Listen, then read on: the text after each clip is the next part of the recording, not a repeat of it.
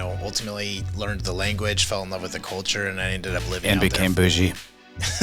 Sure. I don't know about. Welcome to episode 6 of the EdgarSellsViera podcast, coming to you live from CLI Studios in Melbourne, Florida.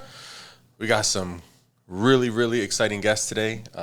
My good friend Ben Mitas and John Henderson from Revolution Mortgage. Guys, welcome, bienvenidos. Thank you. Thanks for having us. How we doing? We're doing great. Yeah? Yeah. Ben's fresh off of the flight from overseas. Yes. Just got it. Yes, when did sir. you come in? Thursday.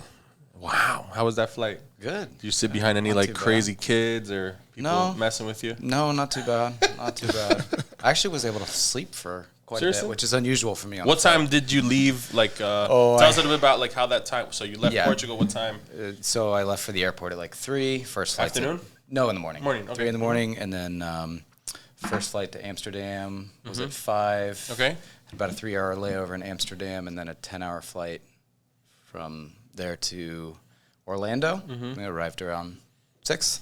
And you're here, and it's cool because I had been talking to John, and I've been wanting to get you guys on here for some time, and I'm happy that we got it to work and fit. You had the dates you were coming, and we're like, all right, we got to do it. We got to make it happen. Because originally I said, well, let's do like one where we can have you like on like a live video. Yeah. But the fact that you were able to make it, man, thank you so much. Oh, I of appreciate course. that. It's our pleasure. I know you got probably doing a lot of stuff. It's a whirlwind when you're here, I'm It sure, is. right? Yeah. But you came by yourself, left kids and Wife at back home, yeah, which is like it's a little more quiet. It's tough, more, right? More manageable, but also like, sometimes you're like, when does the noise stop? And then when it stops, you're like, come on, noise, where you at? No, it's true. I think I never experienced anxiety in my life until I had kids.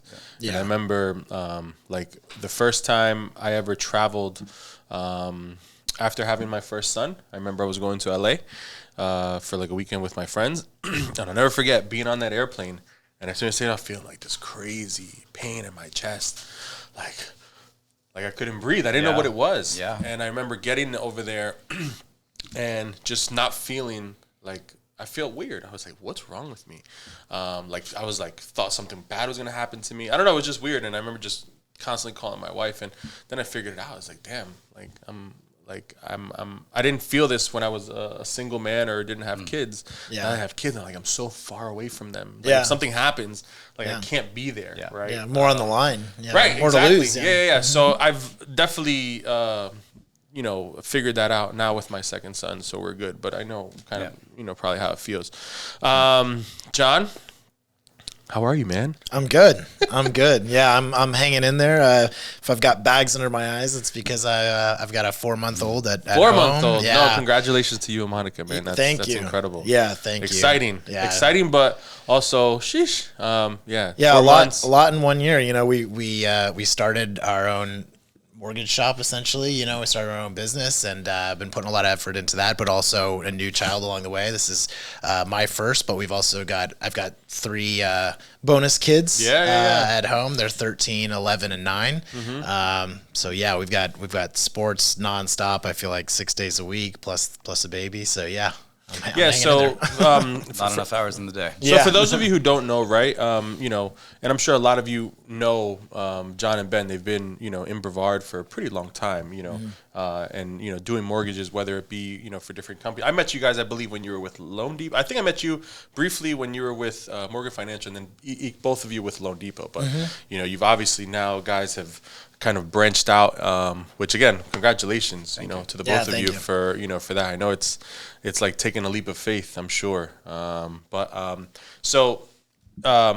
For those of you who don't know, like I was saying, Ben does live overseas, abroad, right? Yep. And John is here locally in Brevard, which is, I think, pretty cool. And I think that's like one of the main things. And everyone has a story, and I feel like the fact that you guys are local, but again, Ben's overseas, it's a cool story, and it's a cool dynamic. The fact that you guys started a company, but one lives here, and the other one lives kind of across on the other side of the world. Yeah. But I do think that's a testament to the way the world's working now, right? And it's allowing you guys to basically operate in that form. So tell us a little bit about first off, maybe just briefly, how did you guys get into this industry? Actually, no, before that, I like to ask people kind of where they're from. Ben, tell us a little bit about who's Ben Mitas? Where did you come from? Where were you born? How did you get to Melbourne?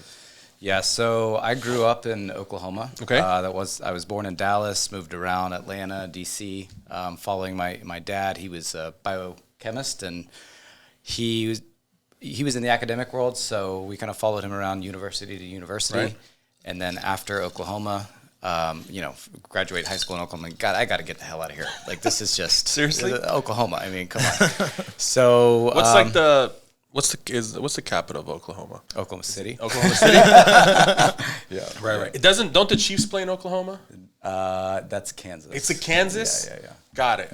They don't have a pro football team in Oklahoma. Just college. Yeah, Dallas Cowboys is probably the nearest. Is it? Yeah. Okay. Sorry. No. So I went to college in Virginia and kind of followed my heart with finance. I ended up finding some pretty serious skill with numbers and tapping into that. Got degrees in business management and then moved down to Florida. Immediately after I moved here, I found a job. This was right around 2007. Okay. Subprime financial crash. Yeah. The world fell apart here in the real estate world. And We're in Florida. Right here. Oh, wow. Yeah, Okay. Right here in Rockledge, actually. And then I was working for this company called American General doing subprime loans. So it was like they didn't even have credit scores. They used letters. So it was like A, B, C, D. So it's kind of crazy the way it worked out, but I was even collecting. And then one day I went to this really iffy spot of town, bars on the windows and everything. And I was like, this is You were collecting what, like money? Like you didn't pay your bill. I needed to go get the money. Yeah. So I pull up to this house and the collateral is, probably some old Buick or something. Yeah. And it's on concrete blocks. And after that collection call, I was ready to go get a gun to go to work. I'm like, wait a minute. Like, let's reevaluate. Right. Of course. So I stumbled into the mortgage industry at that point in time. That was 2007 was my first year. So it was really tough for a while.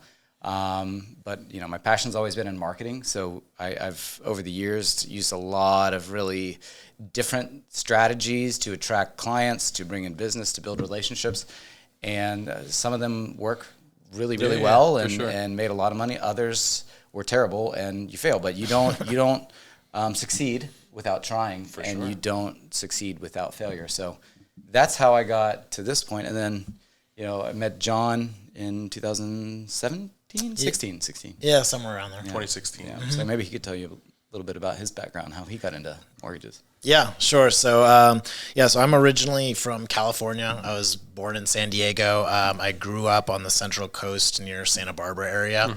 And then I found my roots back in San Diego. I went to San Diego State. So, go Aztecs. I got my undergrad in marketing there as well. Ben and I share that background. And then kind of on a whim, I ended up I went to business school in the south of France after I completed my undergrad at actually a top 10 business school in the entire country of France in Marseille. How did that come about? Like when you're at San Diego State, right? And then you're looking to go to business school. I would assume most people are looking at business schools here in the States. I mean, how do you get into or how do you even start to think about, well, let me go to the south of France and, as opposed to saying, I'm just going to the south of France and have a good time. Like, yeah. Well, so I was finishing up, I think I was in my junior or close to my senior year in my undergrad. And, as most people are, I still didn't know what I wanted to do. I was majoring in business and marketing, but didn't know where in the world that would lead me. And I believe it was literally one of those things where I walked across campus and saw on a bulletin board, this program for an international business, a master's in international business. And this specific program, I had the opportunity to study in either Mexico City, Montreal, in Canada, or Marseille, France. And all three great options. I probably couldn't have gone wrong with either of those. But somebody told me that Marseille had similar weather to San Diego. So that was a big draw for me. So south of France, I guess? Yeah, south of France. Yeah, exactly. So kind of on a whim, I'm like, you know what, let's give this a shot. So I didn't speak a word of French and pretty much got Was it like a semester? Was it like a whole year? It was almost 2 years. It was a year and a half between my studies and then writing my thesis for my master's degree, and then I ultimately learned the language, fell in love with the culture, and I ended up living and out became there bougie. Sure. I don't know about that, but yeah. So I ended up living out there for 4 years. I worked at 2 different companies while I was out there, and then while I was over there, my family kind of migrated from California over to Florida. You know, it's a lot cheaper, obviously, for sure, than California prices. And so when I had to come back to the United States, I wanted to be closer to family, and that's how I found Brevard. Now, prior to you going to France, had you traveled outside of the country at that point, or? Yeah, actually, when I was 15, I went on a high school trip, I think for 2 or 3 weeks, and did a little Euro trip. Okay, very cool. So you were like you were good. You were kind of, you know. Yeah. My grandmother, like, she was a huge traveler. I think she's been to all 7 continents in her lifetime, and so many countries. And you know, she kind of instilled that travel bug when I was younger in me. So that was. Yeah. So yesterday we met briefly, right? We kind of wanted to kind of, you know, have a game plan in terms of what we wanted to, you know, talk about today. And something that kind of stuck with me, it said that, you know, what kind of attracted you guys a little bit or had in common was the love for travel. Yeah. Right? I think we kind of spoke about that. And talk to us a little bit about kind of, you know, I mean, so obviously, you know, you're a testament to that. You're literally living, you know, abroad. But coolest places you've been, you know, where do you guys like to go? I mean, I know you guys, you know, now with the baby, you know, you probably have to wait a little bit, but yeah. I'm sure once she's ready to travel and has a passport, you guys are going to be on your way. Yeah. So 100%. Coolest places, or talk about it. So me personally, I love Southeast Asia. I haven't been there in 7 years, but we're headed there in a couple months. So we'll what particular country? So me personally, I really loved Myanmar or Burma. And the reason is it's like they were locked in this situation for a long time where people it's like conflict over there. Yeah, right? yeah. And now I don't think I'd go right now, but like when we went, it was safe. And they were kind of off the grid for so long that their culture was so well preserved. When you went, it was like the biggest culture shock you've ever experienced. Just like, you know, women with face paint and these guys chewing red beetle nuts, spitting it everywhere. The sidewalks are orange, and like just how you get around. Like some cities have these big, massive, beautiful highways, but not a single car on them, and like how you get around from place to place. It just really blew my mind, and I really enjoyed it. Also, Vietnam, phenomenal. So those are probably my favorite. John? Yeah, so I haven't experienced Asia yet, but I know that one of my most adventurous trips was going to Morocco when I was living over there, and a group of friends and we took a caravan out to the middle of the Sahara Desert. Jesus, and that's awesome. We camped with they're known as the Bear people, who live literally in like adobe mud houses out there, and we camped alongside, I think, the second largest dune in the Sahara, underneath the stars. Played, you know, bongo drums and ate Moroccan food, and really adventurous country in my opinion. It was a lot of fun. On top of that, I think one of my favorite trips was actually during COVID. You know, I don't know, you know, how many people out there went traveling during COVID, but you know, as much as COVID complicated our lives, traveling during COVID was nice to some extent because there wasn't a lot of people. And I know one of my favorite trips, it was my wife and I, and we had the pleasure of sharing with Ben and Megan. We went to Istanbul, Turkey, and we went to Cappadocia. Where's that? It's also in Turkey. Oh, okay, it's in the middle of the country, known for like hot air balloons, and it's really beautiful. And then also finished it up with Croatia. So I mean, I think I've personally been to 28 countries.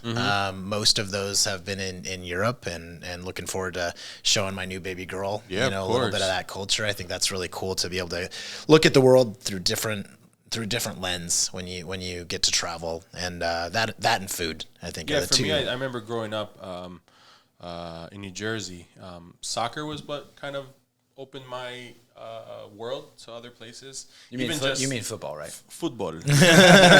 I think my dad figured out really quickly when we went growing up that if I spent too much time in my environment, you know, I was gonna probably do stuff, you know, not good stuff. Get in trouble or whatever. So he, so soccer. I wouldn't say soccer saved me, but it definitely was a catalyst to me, obviously, just, from a very young age, I would say, 11, 12 years old. I mean, you were traveling to, other states to play tournaments, right? Or other parts of New Jersey. I mean, I grew up with kids that probably never left New Jersey until they were adults, right? Because their parents just didn't go anywhere. They couldn't go anywhere. So, going to hotels and restaurants as a kid, as a team, and just seeing different places. And then as I got older, I remember my dad took us on a year. I was like 6th grade, and we did Netherlands, London, England, France. So it was great, and I would definitely something I want to do with my kids eventually. I just think they're too small right now to travel, and because Europe is not like, you got to do a lot of walking. There's a lot of history, and I'm just I want them to remember it, right? That's awesome. So the love of travel. So. Also, when you guys, before that, right? I mean, before what year did you leave to Portugal officially? So actually, there's a couple different elements of travel and how that has shaped my life as an adult and as a father and a husband. When I was at the peak of my career, this was 2015. The longest relationship I had ever had with a girl was 1 year, and so it was just like, but I was, I don't, maybe, but. I wanted to be a dad and I wanted to be a father, and I just wasn't able to make it work. And meanwhile, I'm closing more loans, 20 loans a month, more than any other loan officer in Brevard County. So I'm just flying on my career, but not happy. And so I met this girl, my wife now, Megan, and that was here? That was here. Yeah, we met here, and I was like, you know what? I'm gonna just totally scrub my career for the moment and travel the world with this girl. So we went on a 7-month trip around the world. We went it was probably 50 to 80,000 miles. I don't know exactly. Yeah, we went to 21 countries.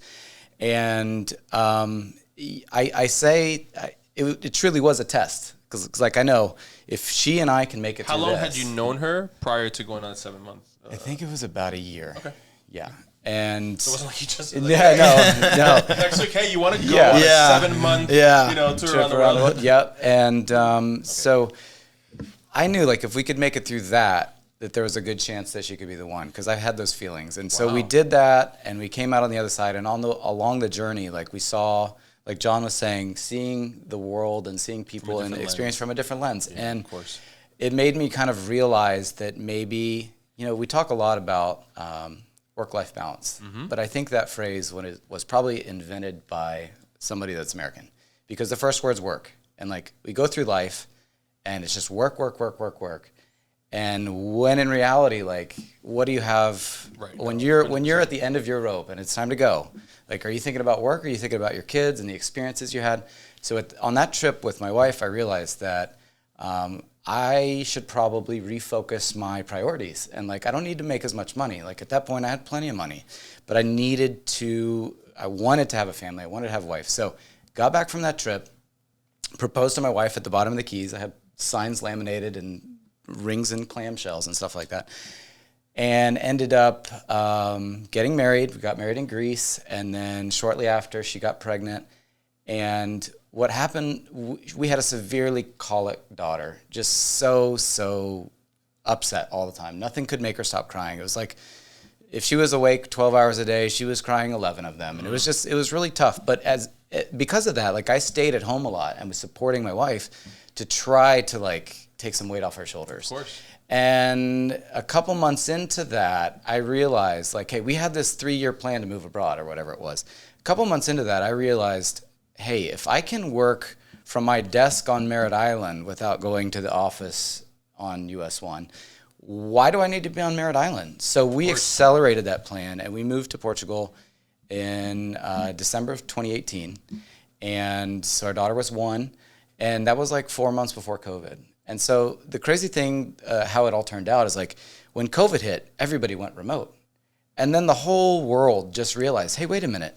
You actually don't need to be in an office to be successful at your job. And you saw employee satisfaction went through the roof. Productivity, how much people were actually how much they were able to squeeze out of an hour went up by 20% or something. And it's just okay, I didn't know that the whole world would realize it. I knew that I realized remote is fine, but then the world realized it a few months after. So it kind of Was that a good thing or a bad thing? No, I think it's right? a good thing. I mean, yeah, I mean, if you can answer a phone and you can have internet connection to do emails, it doesn't really matter. And it works out really well now because, you know, if I turn on my computer at 9 o'clock in Portugal and it's 4 in the morning here, I clean the whole slate of every to-do item that's been stacking up before Florida even wakes up. And so, and then John, you know, let's say he's working until 8 o'clock at night. You got 16 hours of coverage in a day. I mean, name another loan officer in Brevard County that does that. So that's kind of cool. That's interesting. So it's almost like you guys are basically covering, like, yeah, because you're up before him. We're still sleeping. Yeah. So you're getting a jump, and then that's very interesting. So, and also to John, so how did you start? So when you moved, so you left France, right? Family was out here. So you just basically decided to come back this way, I assume? Yeah, I mean, it was two options, either going back to California, which I had some friends back there, but, you know, a lot of family had moved out, you know, different parts of the country as well, or moved closer to my sister and my parents out here. So on the flight over, I couldn't even point Brevard out on a map. I didn't even know. So it was all new territory for me. So, you know, I also really had a passion for marketing. You know, the companies that I worked for in France, it was marketing, business development, sort of job detail. And so when I got here, I found, just coincidentally, I found a local mortgage company that was hiring for kind of marketing, business development, that I interviewed and got the job. And I actually was very successful in you know, helping grow that company and built an entire team and marketing department through it. And, you know, in the course of those first 2 years, you know, obviously Brevard's still this big, small town, you know, so built a lot of connections, met a lot of great people, a lot of great realtors out there. And, you know, just through the industry, met Ben. And, you know, even though Ben at the time was technically a competitor, Ben and I kind of formulated a friendship for, I think, maybe about a year or so. Probably before you started? Yeah, before, you know, Ben, you know, approached me and said, hey, you know, how would you think about maybe forming a team and tackling loans head on together? And, you know, I don't think there's a lot of loan officer teams out there. You know, we see realtor teams out there, but loan officer teams, I think, are few and far between. And so, you know, kicked it around. We kind of really, you know, I'm a super analytical person. I like to poke holes in every situation, but I saw this as a good opportunity. And I think, you know, in getting to know Ben as a friend, I was able to see, you know, where Ben's strongest skill sets were that maybe I was lacking. You know, he complemented my skill set as well. And where Ben maybe struggled in some areas, we complement each other very well. I would say we complement our skill sets very well. And so, you know, we both have, I think, very different personalities. You know, we get along great, but we have different personalities. And so we appeal to different clientele as well. And we just were able to, you know, we're both very, we have the similar mindset when it comes to business.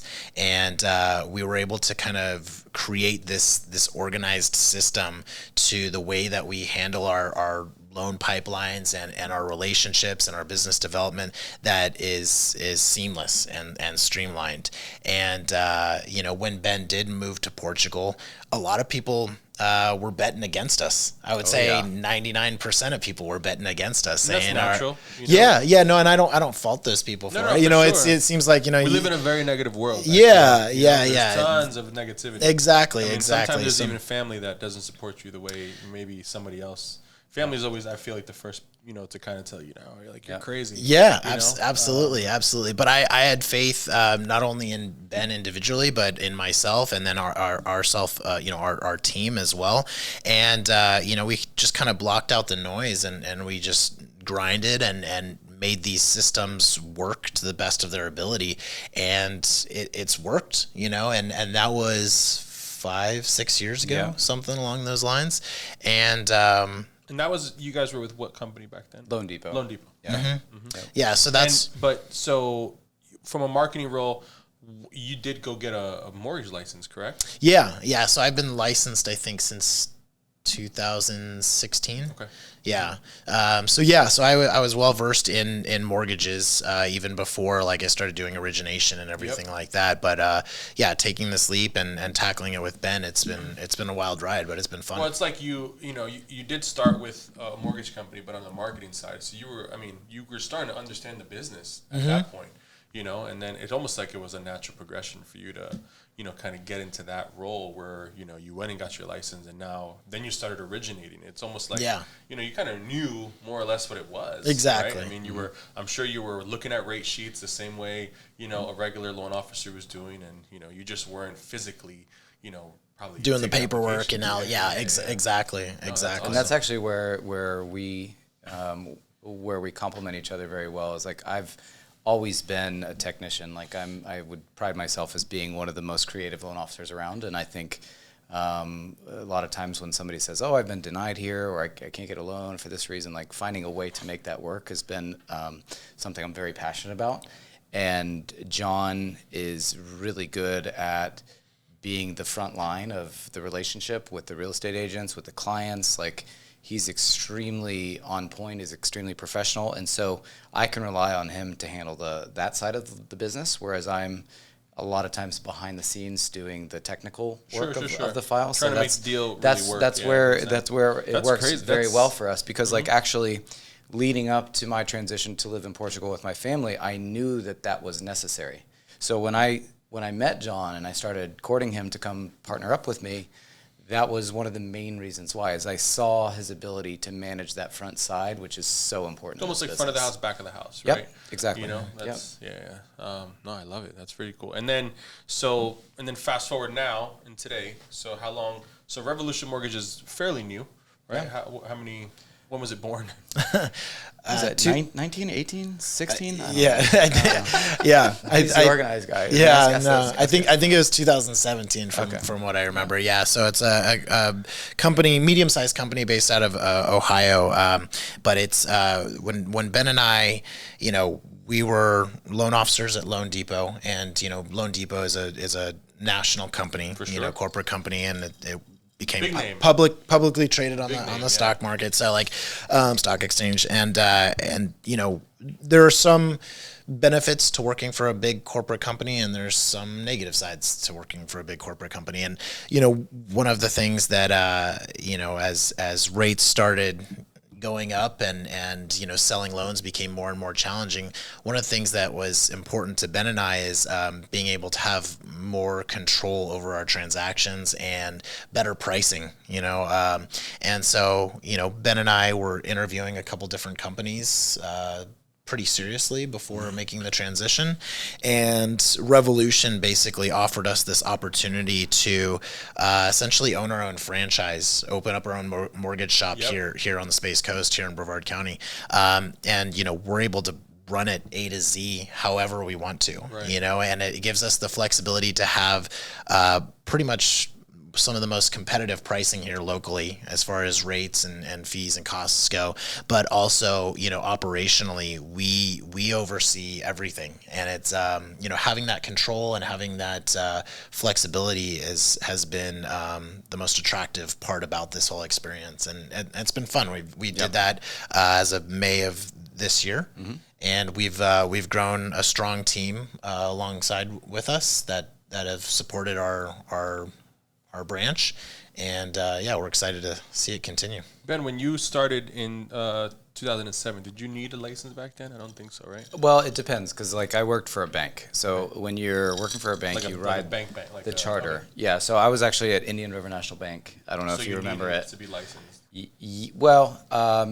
The bank is licensed. And as an employee of the bank, if there's ever like a claim for a default or whatever kind of problem somebody might have with a mortgage origination, it leans on the bank, because they're capitalized. They can support. Because I remember anything like that.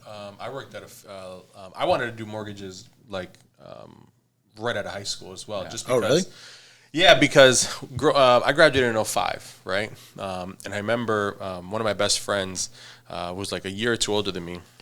I remember one summer we would he's like, yo, my sister just bought a house. She has a pool, and I was like, and we would spent the whole summer there hanging out, going crazy. And I knew his sister wasn't that old. She must have been at the time 23, 24 years old. Okay. Like, to own a house. Right, brand new house. That's impressive. Like, and I know she never went to college or anything like that. Yeah. She had like, you know, brand new 745B. And I was just like, you know, so at that age, you're like 16, you're like, what is going on? What's going on? Yeah. You know, I knew she wasn't doing anything bad or anything illegal, right? But I don't ask questions. I don't care. Yeah. Like, you know, she was always super nice to me. And then as time went on, she's like, oh yeah, she's like, I started working at this mortgage brokerage as a secretary, right? And she was always very animated and can talk. She was a natural salesperson. Mm-hmm. And she said one day that they just asked her if she wanted to start doing loans. And back then, again, anybody was able to basically sell loans. And I think at that point in my life, aside from just certain family that I knew that was successful, but were older, this was like somebody that I saw that was like relatively young. And I said to myself, you know, like, this is, and when I started to understand, I'm like, yeah, everyone needs a mortgage. This is what you know, I started to get it. And I was like, this is what I want to do, you know? Yeah. I was like, naturally, I was like, this is pretty cool. I mean, and then I remember just working at Wachovia Bank, which was Wells Fargo, which is now Wells Fargo. Yeah. I worked in the mortgage department. I was like, I did like condo approvals for them. I wanted to be an underwriter to then go to like, and then bunch of crazy stuff happened. But anyways, then I landed back here in Florida and I got into real estate. But I actually took the mortgage course here. Oh, really? In Orlando at IFREC. You want to join? No, I'm okay. But and I remember I took that whole course, and I remember I went to take the test in Orlando, and I failed it, and I got spooked. Because I think they said you can only take it like twice or something like that. And I had a good friend of mine that was kind of like, you know, guiding. Because at that point, I was trying to transition. I was like, I want to do something different. So I was trying that out. Didn't work. And then he said, well, if that didn't work, just go get your real estate license. Yeah. You could take the test 100 times. You know? And I was like, okay. So I did that, and, you know, the rest is history. But, I understood that industry as well. But then I remember, you know, I feel like we've been through so many like cataclysmic events in our short lifetime. You know? Like, you know, the mortgage crash and all this crazy stuff and stuff that's happening now. But what's the difference now for you guys, obviously being on the side where you're working for a company to now, I mean, you have a payroll, I'm sure. Like, it's different. Yeah, it's interesting. Like, there's a lot of parts of it that we didn't really consider before. Of course. I mean, there's no handbook, right? Yeah. John and I both have very strong financial minds, so numbers make sense. And I think a lot of people actually warned us when we were leaving, putting in our notice to the old company. Oh, you don't know what you're getting in for. I'm like, I think we'll be fine. So, I mean, it's different, but it's also extremely exciting, and it gives us a sense of ownership. Mm-hmm. And the ability to really create our own destiny from a branding standpoint. So, I mean, no, 100%. And it's just more. It's more work. I'm sure it's more work, but it's also I would say it's more of the same. You know, it goes back to Ben and I complementing our skill sets and bouncing ideas off of one another, and you know, learning how to manage a business together. You know, we both went to business school, but like when you're actually, you know, it's different. They don't teach theory is different than practice. You know, but I feel like it's been good. It's nice to have a sounding board. You know, I think you know, him and I running this together. You know, we poke holes on different sides of things, and we make things better, and we're doing little tweaks here and there. But it's fun. I personally like. I love the collaboration of getting my loan officers and our staff together to have a common goal, and you know, making a big splash in Brevard County in Florida, all together. I've worked at companies where, you know, every loan officer is kind of like an island, right? And they're all obviously, it's very, you know, it's 100%. What do you mean? Well, you know, as a loan officer, it's 100% commission job, right? Yep. So everybody's kind of responsible for their own business that they bring in, and they have their own realtor relationships or referral partner relationships, builder relationships. And, you know, at these other companies, at most companies, I would say, you know, everybody's kind of off in the corner doing their own thing. And right, it's like feast or famine, basically, right? It's like every man for themselves. Exactly, Yeah, exactly. But like, you know, in creating our own shop and our own culture here, I wanted kind of the opposite of that. You know, I want us to be able to have a platform and have camaraderie to where we can have marketing campaigns and we can have relationships that will be mutually beneficial for all of us to bring in business, because I think, you know, there's strength in numbers and we make a bigger splash as a unified front. So every loan officer that we've brought on has very similar mindset. You know, it doesn't matter if they do, you know, 5 million a year in production or 30 million a year in production. It's about the culture. It's about being like-minded in the way that Ben and I see business, and having that camaraderie to be part of a team. So building that up has been a really enjoyable experience for me from a managing standpoint. Yeah, and I think also too, I mean, there's, you know, you guys are in management, but at the end of the day, you guys are two leaders, right, that are leading a company and leading a team. And I just came from a leadership summit about a week or so ago in Orlando that it was like a sales training leadership summit, but it was very, very intuitive in terms of just like a team, like, you know, that team mentality, because too often than not, everyone feels like they're in competition, even if you're on the same team, right? And I feel like competition does drive business, right? But man, imagine if you could work together, right? And kind of, you know, do it like that, because, and, you know, for you guys, I look at you guys and, I mean, I wish I could be a little bit more comfortable like you guys. You guys look, you know, not how I want to be dressed right now, but things are changing. The world is changing. It's a different, you know, market. It's a different way of marketing than it was even 10 years ago, right? And if some of these companies aren't on the front end of that, you know, social media is huge. I mean, like you said, you're focusing on marketing campaigns, and I mean, to me, that's huge. I mean, even what we're trying to do here, or what I'm trying to accomplish here, is just that, right? Marketing and visibility and trying to stay in front of the customer. So when someone searches maybe, you know, Viera or this, hopefully this stuff pops up on YouTube or things like that, to kind of help, because by the way, I do build homes, so no, but anyways, side plug. But I do think it's, you know, it's just an interesting dynamic, and I think that's what really what made you guys a perfect, guest for my podcast, because I'm really trying to kind of just bring people to tell their stories, right? Local people, and you guys have a great story, and you're in business, you're in the real estate mortgage industry, so you kind of fit exactly what it is that we're trying to do here. So let's talk a little bit about kind of, you know, we kind of touched a little bit on work-life balance, right? Yeah. I know we said that, you know, it must have been created by an American, because I kind of go through that as well, because when you're hot, right? Yeah. It's hard for you to kind of turn that off, or hard for you to, you know, I got to take this call. My wife, thank God bless her soul, her father is a very successful man and owned businesses, so she understood. She never saw her dad.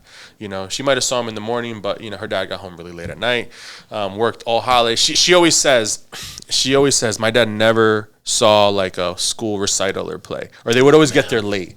You know, and that's like, obviously she turned out into an amazing human being, but that messes with her, you know, still to this day. Reason why we do everything in our power to be there, be present for our kids. And I think in this day and age where, you know, I always tell my wife, we have this thing, I said, if it's not on my calendar, it's not important, right? So I tell her, I put everything on my calendar, right? We have a shared Google calendar, the baseball practices, anything, because if it's not on there, it's not important, right?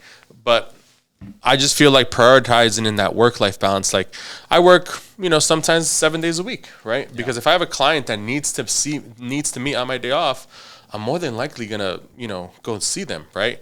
But I think COVID kind of definitely jaded me a little bit, to the point where I started to think to myself, like, because, and I think I spoke about this in the last podcast, there was a time when COVID was really in like the thick of it, where they were giving sales managers at my job like a 2-week break. They were saying, go home for 2 weeks, like, which at first I didn't understand. Like, what do you mean? Like, no, I like, you can't take me off the floor for 2 weeks. I got homes to sell. Yeah. And they were like, go home, be with your family for 2 weeks. And it was like, first of all, I thought like the world, obviously everyone thought the world was ending. Yeah.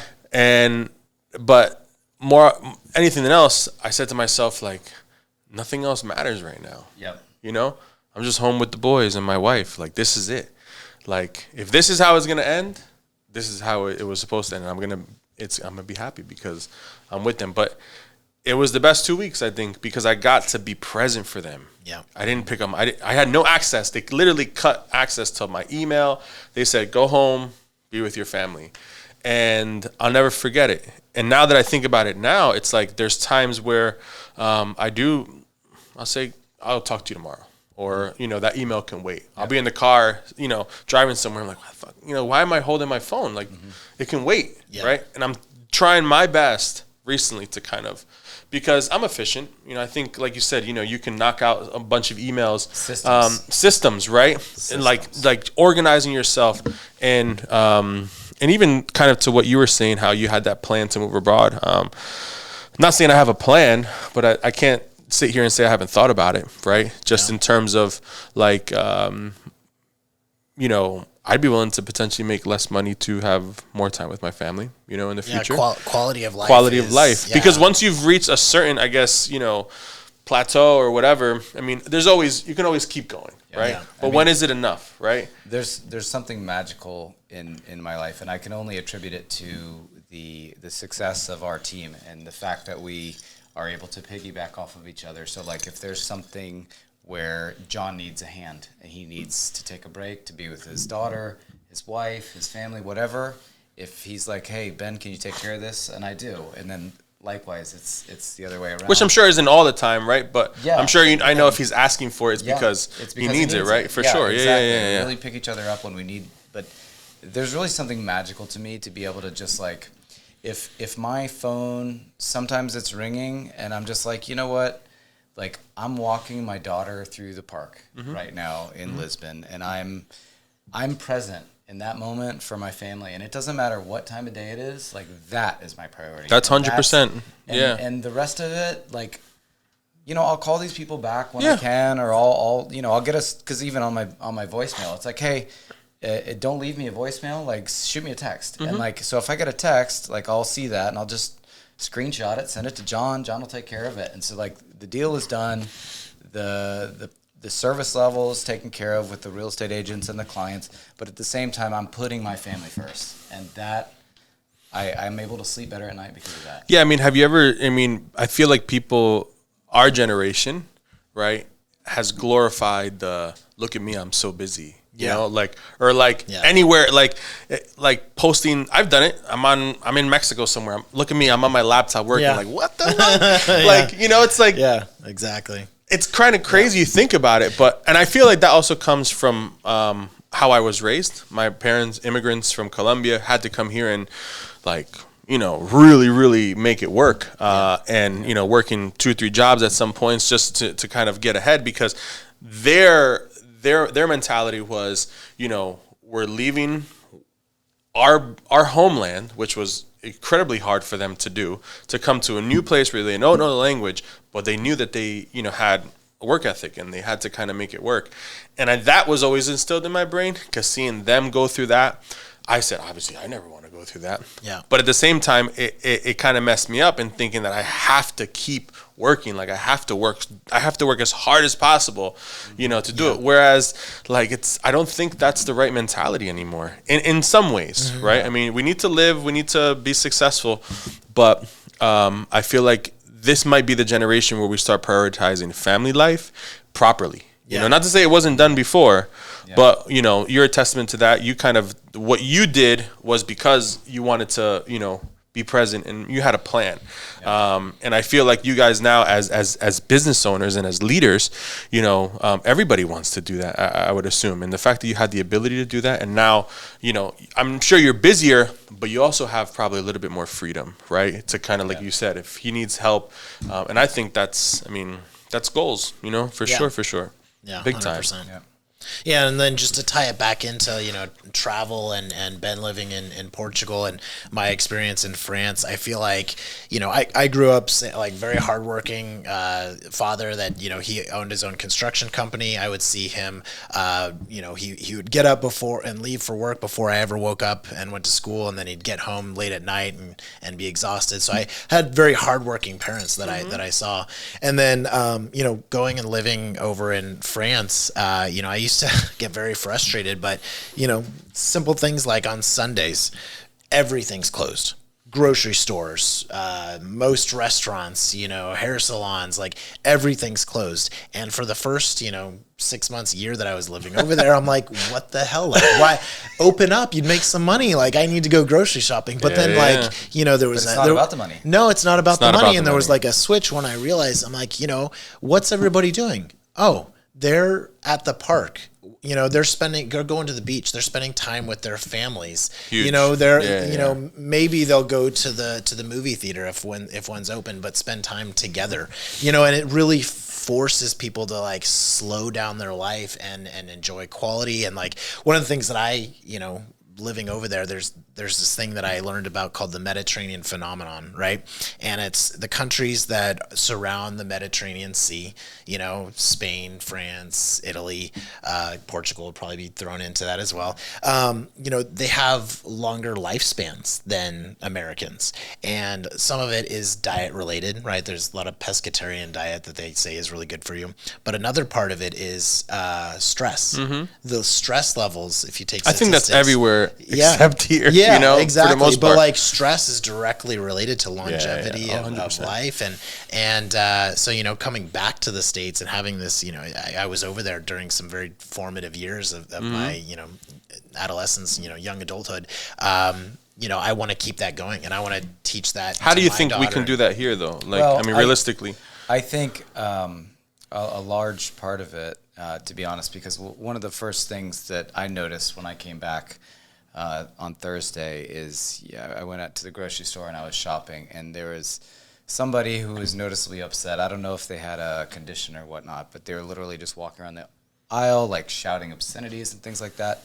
And I just thought to myself, like, that is something that I never see. And I realized, like, when I'm living in Portugal and in Europe, like, people don't generally raise their voices, like, unless they're maybe at a game or a concert or something Right. like that. So it's just a very calm demeanor of people. And, like, is this something? So I guess the question is, how could you work towards that, the longevity and the Mediterranean effect? Yeah, but just because I feel like, I mean, it's different, right? I mean, but yeah, I mean, how? you just have to address situations and be like, is this really life threatening? And I think it's, as far as teaching it to your kids, it's lead by example, right? Yeah. I'm exactly like you, to where I try to be super organized with my calendar, whether it's work stuff or whether it's Everything. my personal Right, stuff. right. I have, I'm blessed enough. I live a block and a half from the beach in Indialantic, and every Monday morning, it's in my calendar. I will take a walk or a slight jog to the beach,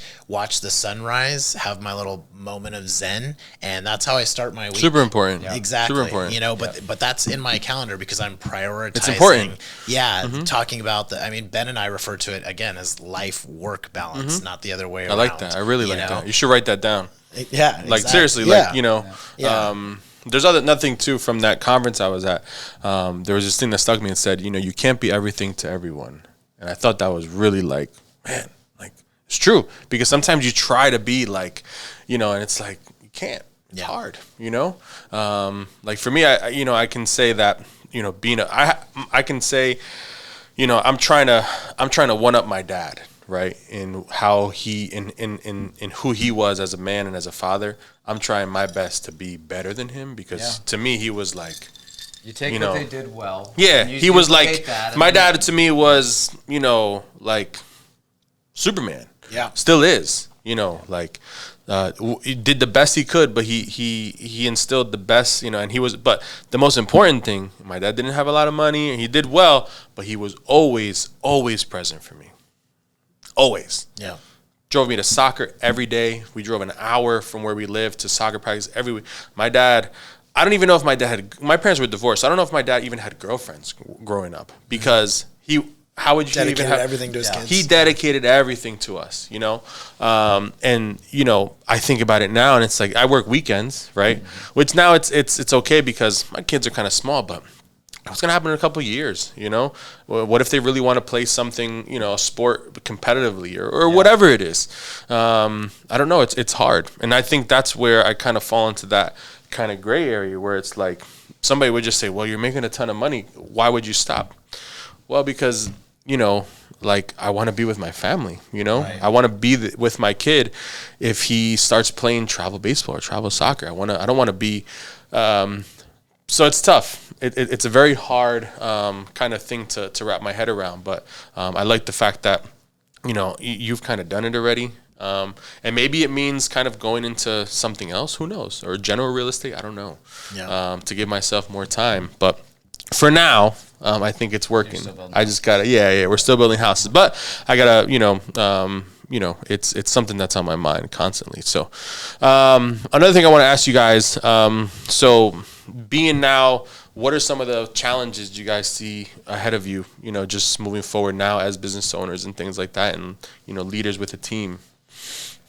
Challenges right now, I mean, it's the elephant in the room that everyone is definitely aware of, is interest rates. And that's the hardest thing that we face on our side. But other than that, it's I would say, on a bigger scale, it's just, finding the right people. We have plans of building a solid team here on the Space Coast, and but like I said, we want the right people and the right culture, and so different personalities. But yeah, finding the right people that mesh well with us is good.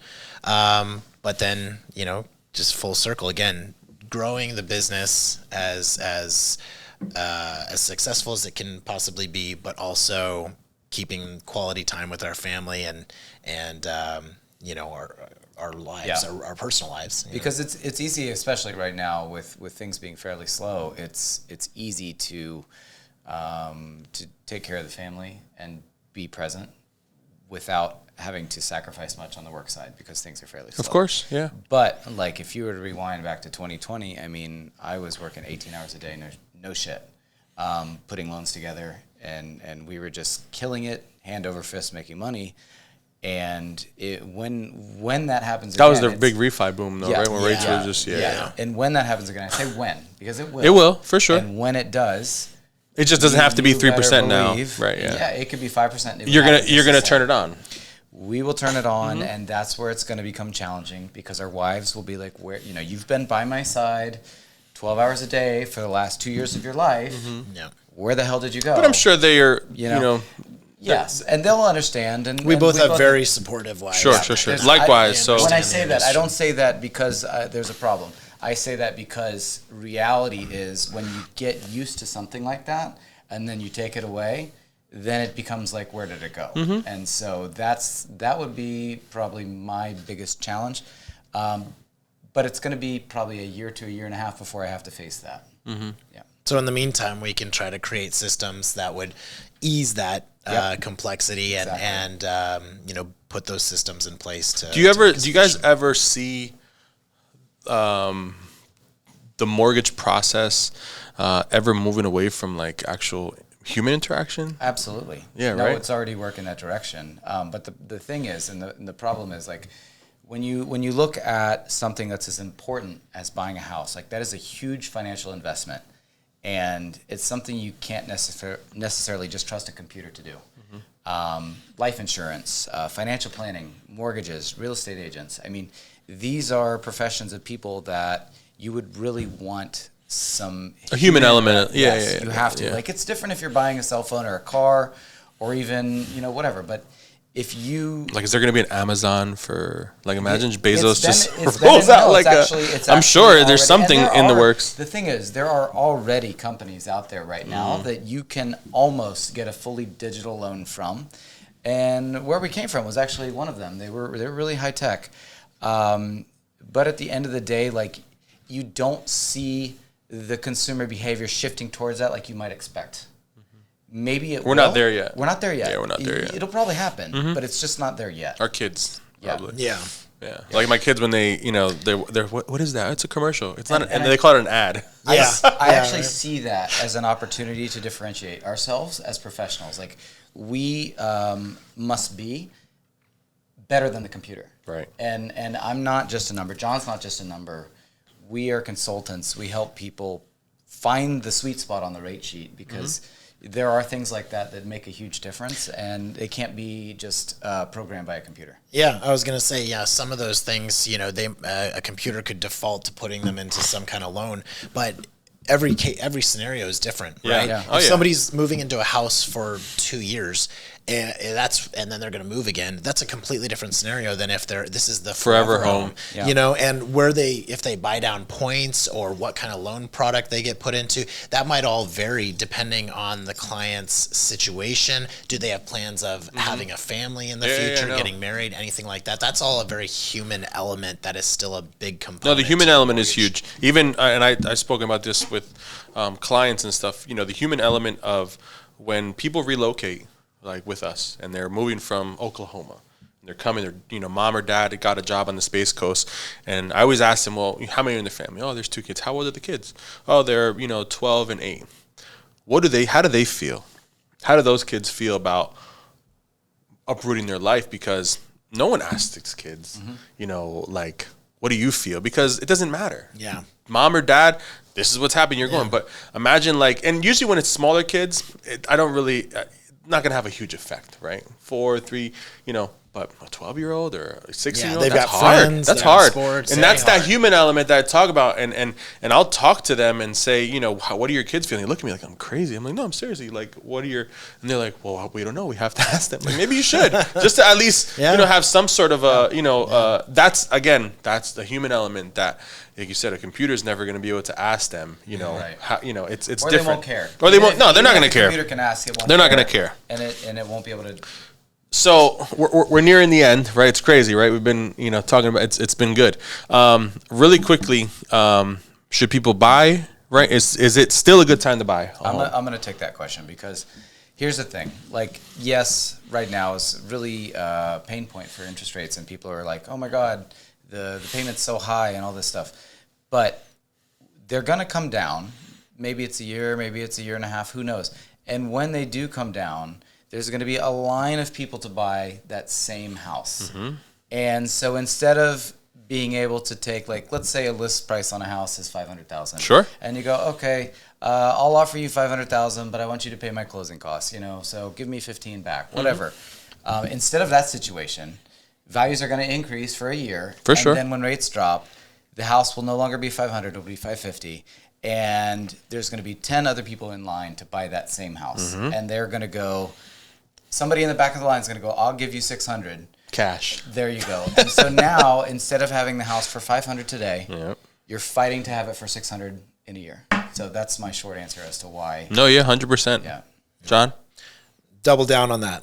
And Ben couldn't have said it better, but that's 100% right now. I mean, I think, people should always take a look at their individual situation. Never get yourself into a mortgage or a payment that is going to be pinching pennies, to where you could risk foreclosure or anything like that. But talk to a good mortgage advisor. Take a look at your situation, and if it's in the cards and you're thinking long term, I mean, real estate is almost always a good investment. Right. There's too much doom and gloom out there. Yeah. That's really what it is, and there's too much misinformation, too many misinformed people who maybe get their news from a couple of different places or only get their news from social media, and they're thinking, they're the ones that are going to suffer, I think, in the future. So if you're really, like, people are really having a hard time right now with prices and rates and everything, like, maybe you should just go down from that BMW and drive a Toyota. And maybe then that supplements the payment, and now you can have your house. Yeah, I mean, supposed to have an $800 payment, maybe you have a $400 payment, right? Most important, 100%. Yeah. So really quick, we're about to come to it. I have a couple questions I like to ask. My last questions. Rapid fire. I love food, as you can see. I mean, I'm trying to work his body out a little bit. But what is favorite food, last meal? Maybe your mom, or you have something that just if it was your last meal on earth, what's the last favorite dish? Or That's such a hard question, but I'm gonna have to go not overly complicated, but a really good carbonara. Wow, Italian pasta carbonara. Yes, I gotta say that with like a really good wine. Yeah, I'm done for. If that's my last meal before the execution, that's it. okay, so it's a dish. It's not really that great on the eyes, and nobody's ever heard of it probably at this table or anybody watching it. But it's a Portuguese dish called feijoada à transmontana, and it's basically a cabbage, it's rice, and then they have this stewed meat that's like a bunch of different kinds of meat, and it used to be like the undesirable leftovers of the butcher would basically just get thrown on a pot, and I am a sucker for that. Really? It's delicious. Yeah. Awesome. Yeah. Really good. Yeah. And that's all you find it in Portugal. I'm assuming. Yeah, maybe Brazil. I'm not sure. Carbonara, we can find it somewhere. Yeah. It's actually pretty easy to make. It's not that hard. But you have to use, what is it? You have to use pancetta. Yes, exactly. Don't use bacon. Yes. Guys, so What's yours? my favorite food, man. So pizza for sure, pepperoni pizza. But my mom makes this. So it's from Colombia. It's called it's a carne guisada, where it's basically a stew, a beef stew, very rich stew with potatoes, yuca, which is cassava. It's like a root vegetable. It's like a brown gravy, and then with some white rice and a little bit of avocado. And she makes this like she uses coleslaw, right, like a coleslaw type. But it's with a lot of lime, salt, and a little bit of oil, and that's it. I mean, that's my, I make it now, and I try to make it. It's good, but obviously it'll never live up to that. And Peruvian food, I'm a big fan of Peruvian food. If you've never had it, but so I think we're pretty much wrapping up, guys. Thank you so much for coming. Yeah, thanks for having us. I feel like you flew in just for me, which I know, but I'm gonna think that's. I feel very Which special. means you're gonna find me back, right? Guys, tell them where they can find you online. Maybe drop some phone numbers, website information. Go ahead, the floor is yours. Sure. Yeah. So biggest thing. Follow us on Instagram, which you're probably watching this on. We're at Odyssey Lending Team. Is our handle, and also Revolution Space Coast are our two Instagram handles. My cell phone's 321-317-8250. And mine is 321-446-4294. Wow, you still have a 321 number in Portugal? Yeah, of course. Nice, man. Very cool. Well, that's it. It's a wrap. Thank you to Ben for holding us down here at CLI. Guys, muchas gracias. Thank you. How do you say thank you in Portuguese? Obrigado. Obrigado. It's a wrap. Bam.